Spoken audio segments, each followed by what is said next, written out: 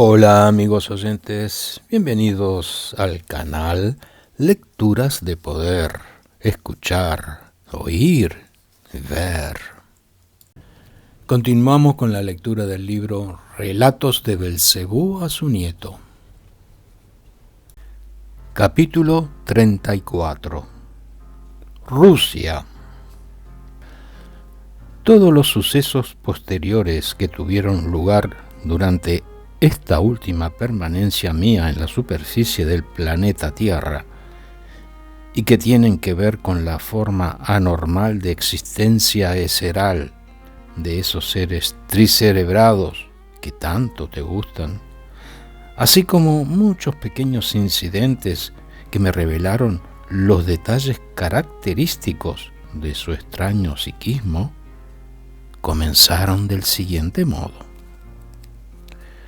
Una mañana, durante uno de mis paseos a las, entre comillas, pirámides, un desconocido de edad, cuya apariencia no era la de un ser nativo de aquellas tierras, se acercó a mí y después de haberme saludado según la costumbre de allí, me dirigió las palabras siguientes.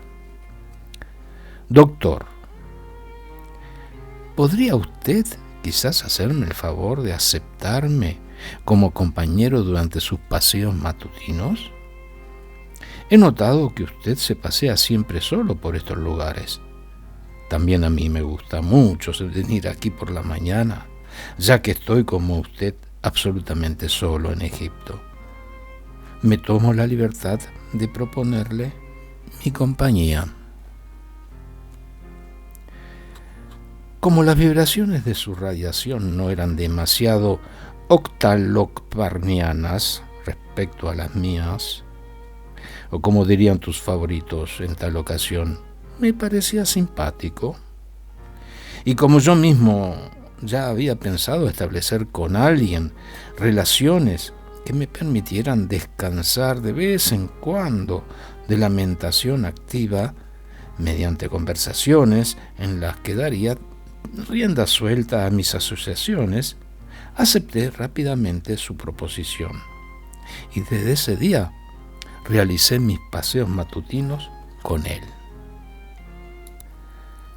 Después de habernos tratado más, supe que aquel extranjero pertenecía a la gran comunidad que lleva el nombre de Rusia y que era entre sus compatriotas un importante detentador de poder.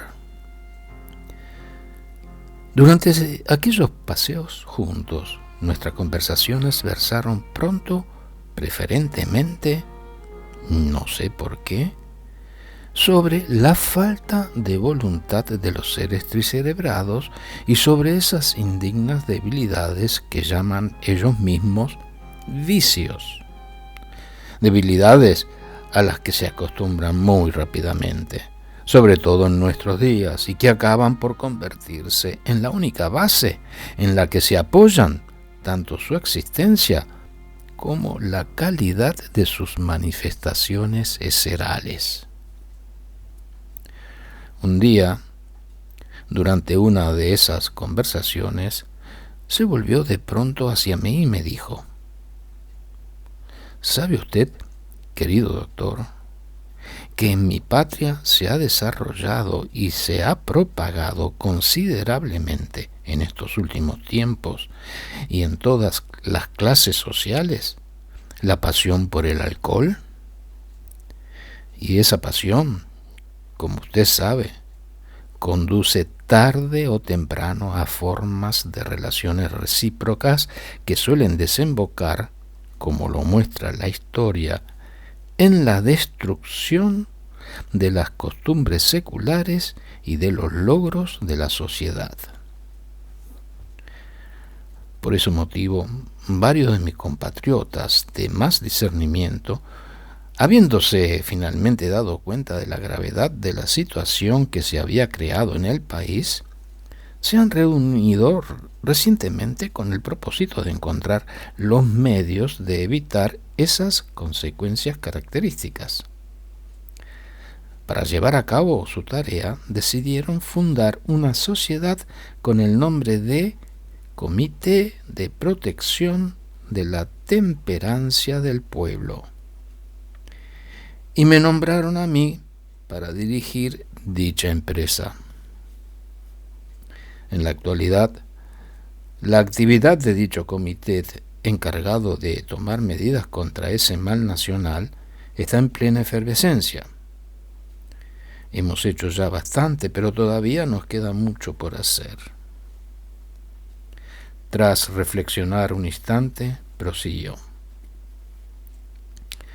Pero si usted me pide ahora mi opinión personal sobre los resultados que uno puede esperar de nuestro comité, hablando francamente, aunque soy su presidente, me vería en apuros para decir algo bueno de ello.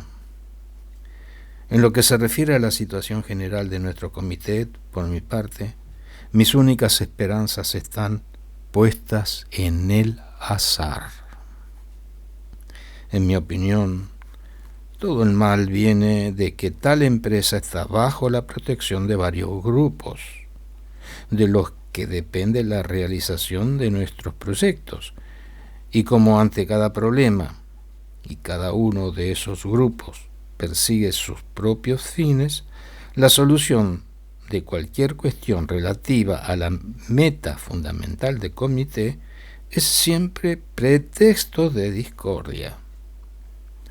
Debido a ello, en lugar de mejorar las circunstancias que permitirían alcanzar efectivamente los objetivos para los cuales ha sido fundada esta obra, tan indispensable para mi querida patria, los miembros del comité dejan día tras día multiplicarse entre ellos todo tipo de malentendidos, de asuntos personales, de maledicencias, de intrigas, de perfidias y otras cosas por el estilo.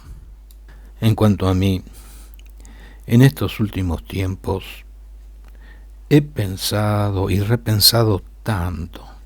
He consultado a tantas personas con más o menos, entre comillas, experiencia de vida, con el fin de hallarle una salida a esta situación tan lamentable, que casi he llegado a ponerme enfermo, y me he visto obligado, a instancias de mis familiares, a emprender este viaje a Egipto con el único fin de descansar. Pero ni en Egipto he podido lograrlo, pues esos sombríos pensamientos míos no me dan tregua alguna.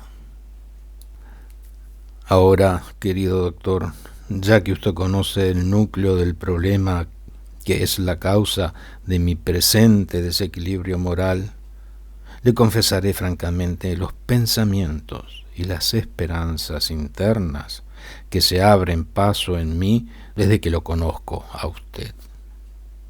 De hecho, continuó, en nuestros largos y frecuentes intercambios sobre los nefastos vicios de los hombres y sobre los medios de liberarlos de ellos, me he convencido plenamente de la sutil comprensión que usted tiene sobre el psiquismo humano y sobre su profunda competencia acerca de las circunstancias que deberían crearse para luchar contra su debilidad.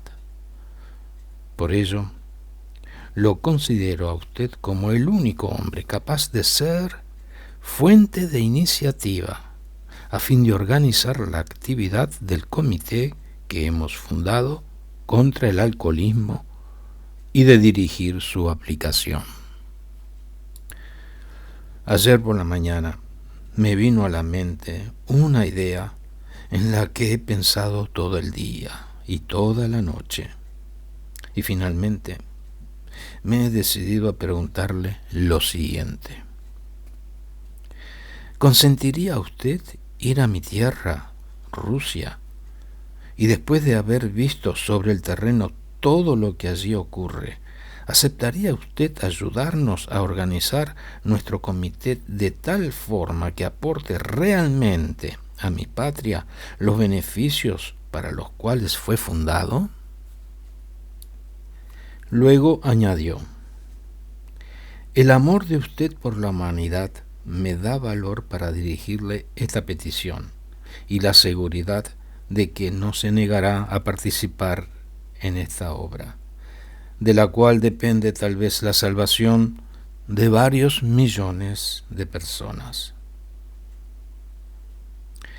Cuando aquel simpático anciano ruso terminó de hablar, reflexioné un instante y le respondí que con toda probabilidad aceptaría su petición de ir a Rusia, ya que ese país podría también ser muy adecuado para mi meta principal.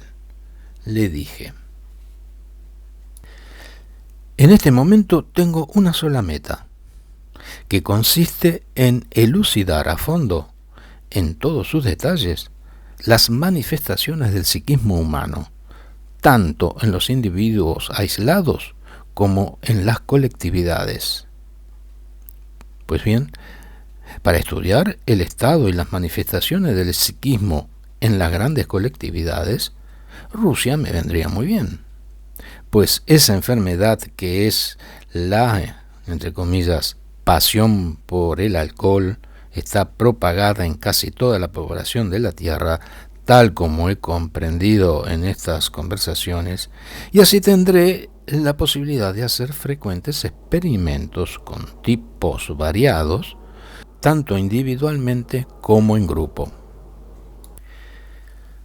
Después de esta conversación con aquel importante ser de Rusia, hice rápidamente mis preparativos y tras unos días salí de Egipto con él.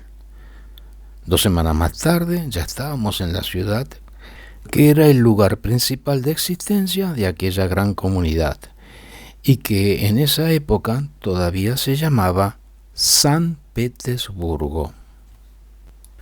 Una vez que llegamos, mi nuevo amigo se dedicó a sus asuntos pendientes, ya que se habían acumulado durante su larga ausencia. En ese tiempo fue cuando se terminó, entre otras, la construcción del gran edificio asignado por el comité al servicio de la lucha contra el alcoholismo.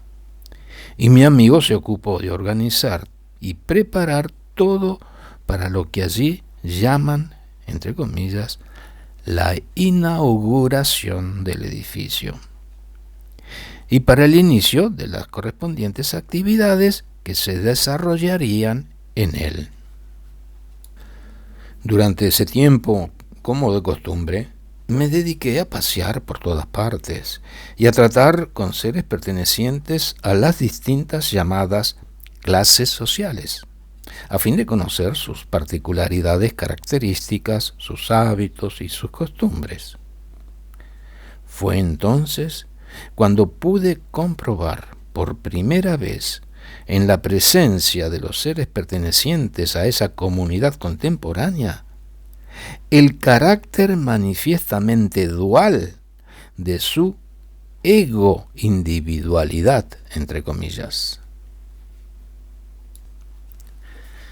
Después de esa comprobación, me dediqué a investigar especialmente el asunto y descubrí que la formación en su presencia común de esa doble individualidad se debía antes que nada a una falta de correspondencia entre el ritmo propio del lugar de su surgimiento y de su existencia y la forma de su mentación eseral. Según creo, querido nieto, comprenderás muy bien la dualidad particularmente marcada de la individualidad de los seres de esa gran comunidad cuando te haya referido palabra por palabra la opinión que de ellos me dio personalmente nuestro venerable Mullah Nasreddin.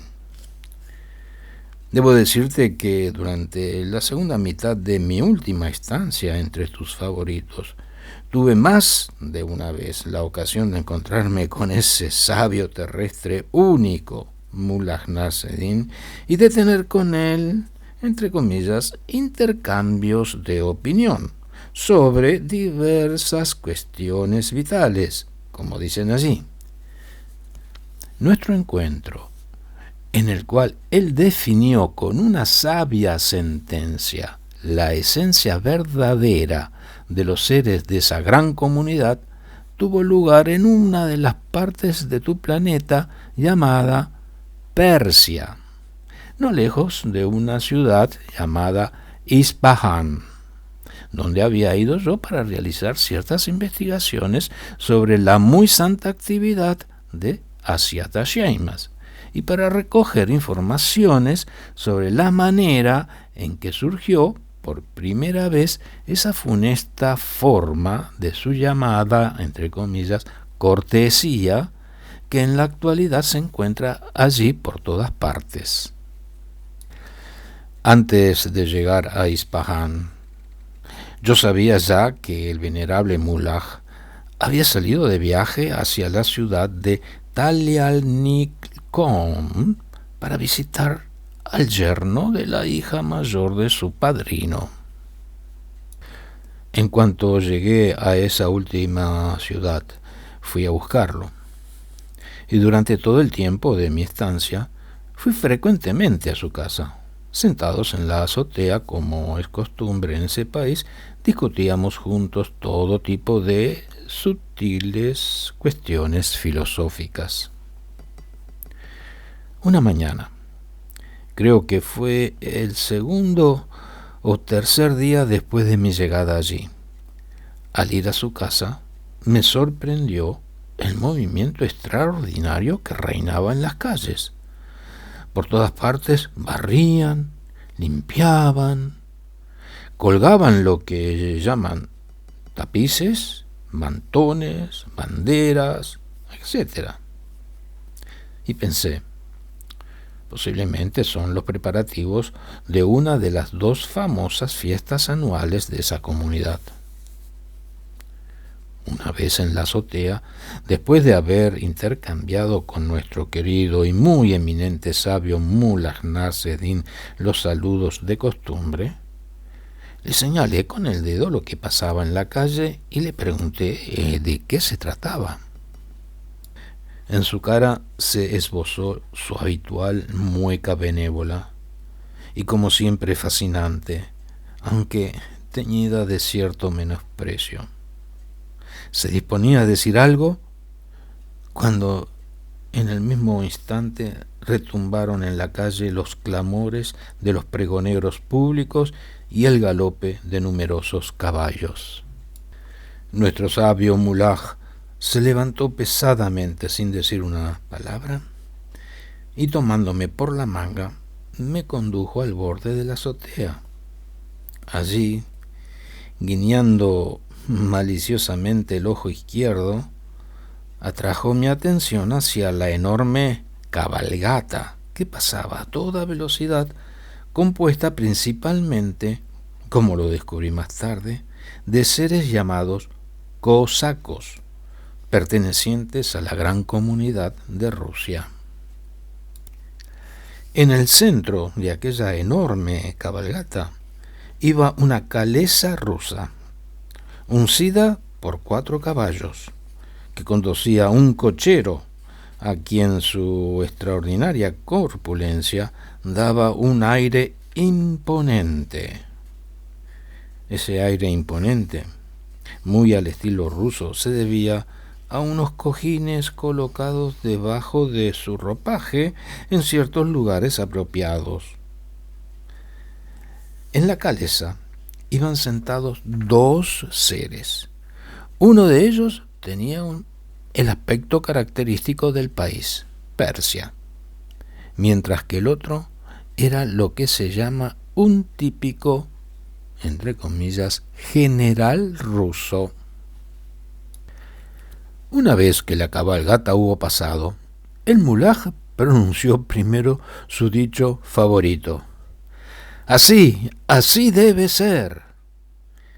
Y no hagas lo que no se debe. Y lanzando su exclamación familiar, que es algo así como un tzrrr, volvió a su lugar, invitándome a hacer lo mismo.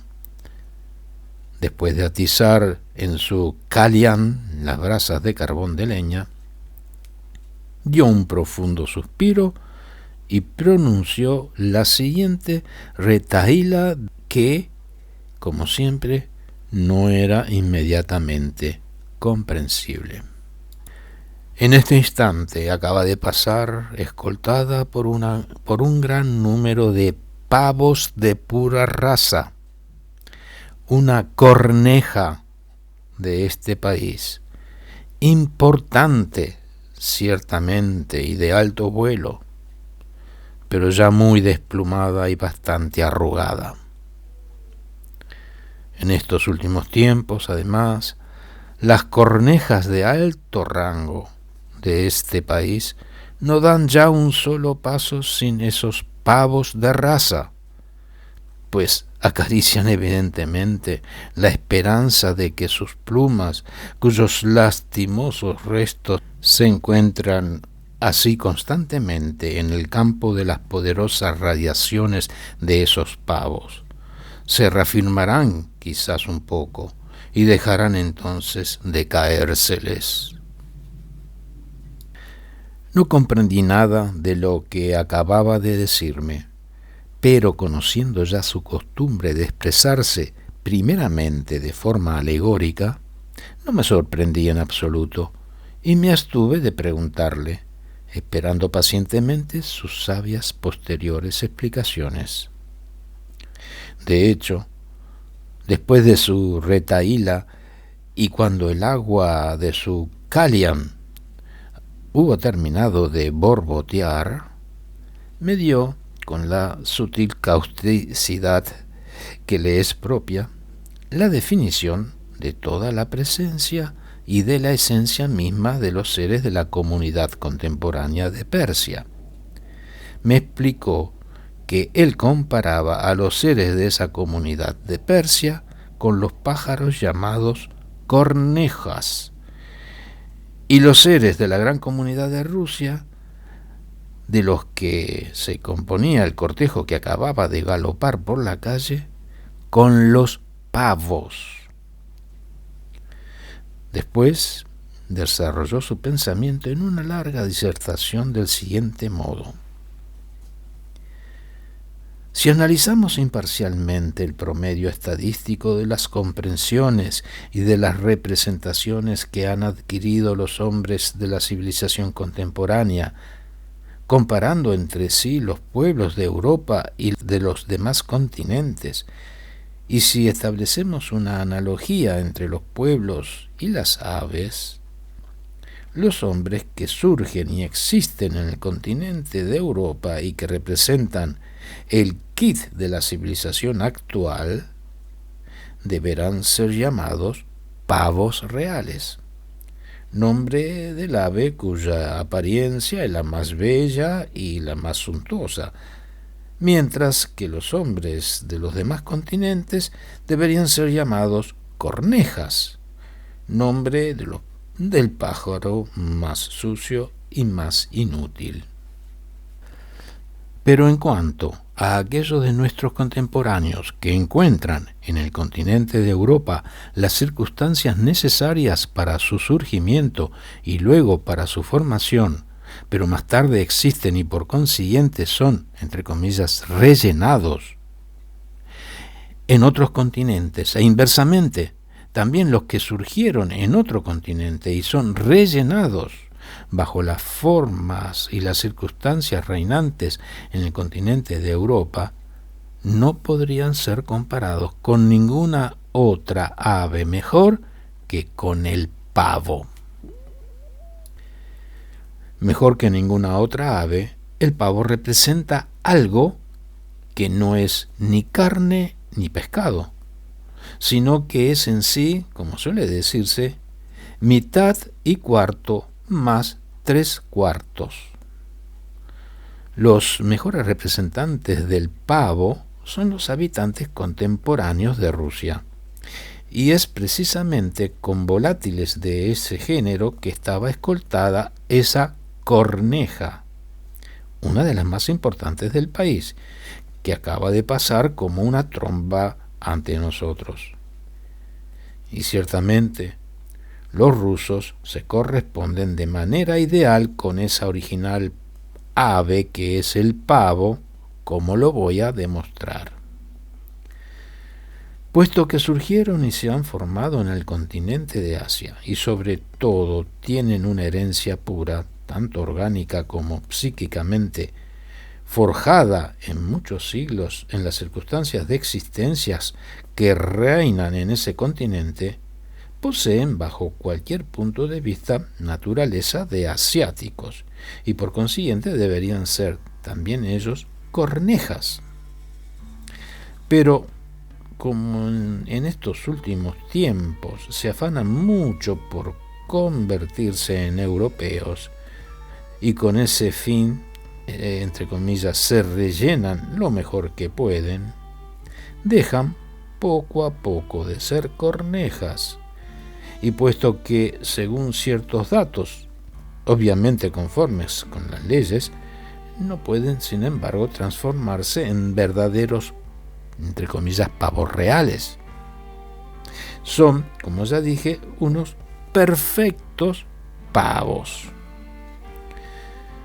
Por último, el pavo es un ave muy útil desde el punto de vista doméstico, pues su carne, a condición, claro está, de que se mate el animal de la manera adecuada, tal como los pueblos antiguos aprendieron a hacer gracias a una práctica secular, es mejor y más gustosa que la de todas las demás aves.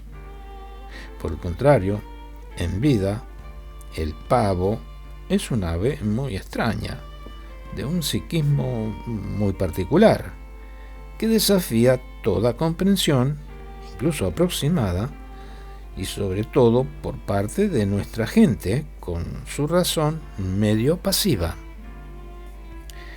Uno de los numerosos rasgos específicos del psiquismo del pavo es que esa extraña ave considera como indispensable, no se sabe por qué, fanfarronear siempre, sin ton ni son, se pavonea con mucha frecuencia. Fanfarronea y se pavonea hasta cuando nadie lo mira, bajo el único efecto de su imaginación y de sus estúpidos sueños. Dicho esto, el Mullah Nasreddin se levantó lenta y pesadamente, pronunciando de nuevo su frase favorita. Así debe ser. Y añadiendo esta vez, no te quedes sentado donde no debes. Me tomó del brazo y juntos bajamos de la azotea. Aquí, mi querido niño, sin dejar de rendir homenaje a la sutileza del análisis psicológicos de nuestro muy sabio Mullah Nasreddin, hay que decir en justicia que si esos rusos se han convertido en unos pavos ejemplares, la culpa es también en este caso únicamente de los seres de la comunidad de Alemania. Continuará. Si les gustó este audio video, envíenme un comentario, pongan un like y reenvíenlo a sus amigos. Muchas gracias por escuchar.